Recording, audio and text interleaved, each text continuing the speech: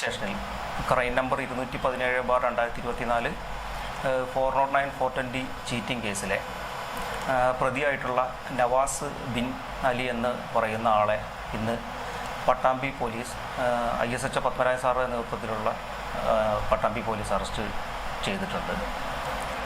GSTയുമായിട്ട് ബന്ധപ്പെട്ടിട്ടുള്ള വെട്ടിപ്പ്, വ്യാജമായിട്ടുള്ള GST receipt നൽകി എന്നുള്ളതിൻ്റെ അടിസ്ഥാനത്തിലാണ് ഇയാൾക്കെതിരെ പരാതി വന്നിട്ടുള്ളതും അതിൻ്റെ അടിസ്ഥാനത്തിലാണ് കേസ് രജിസ്റ്റർ ചെയ്തിട്ടുള്ളത്.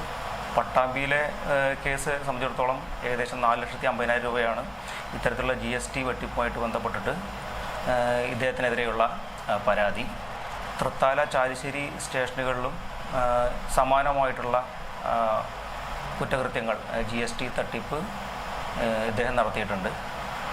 അദ്ദേഹത്തെ അറസ്റ്റ് ചെയ്തിട്ടുണ്ട്. ബാക്കി നടപടികൾ സ്വീകരിച്ചു വരുന്നു.